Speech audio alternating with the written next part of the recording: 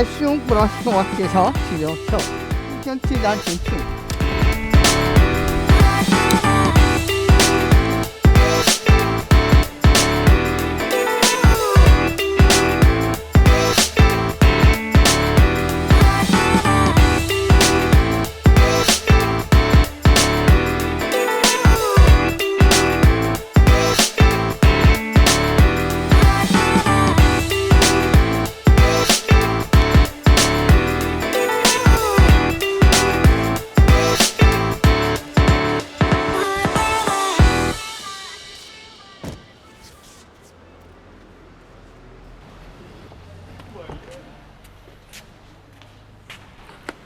Oh, late ka na. Tangin na, nabuksan ko na isa, oh.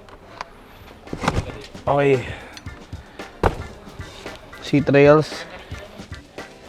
So, this is for the FK 7 and 8 tsaka FC. So, they share the same bracket. So, these are bride rails. Both on sa FL5. So there's nothing special here, just a bunch of screws and ito yung side na metal. So we have two of these. One and two.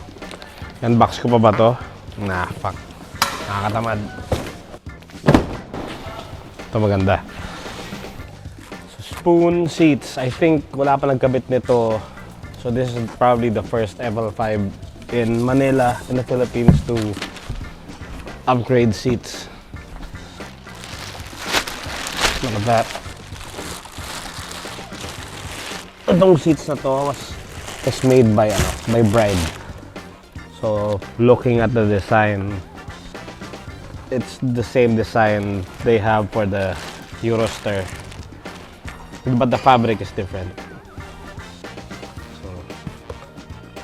Spoon reclinable seats for the new Type R. I'm not gonna open it, later na lang when we install it. Kapitan tayo ng center cap. Itong spoon naka-align na di gitna dito. So this is the center of this. Tapos yung sticker dito. So kailangan tanggalin muna to. Yan. Hirap pala kabit to, no?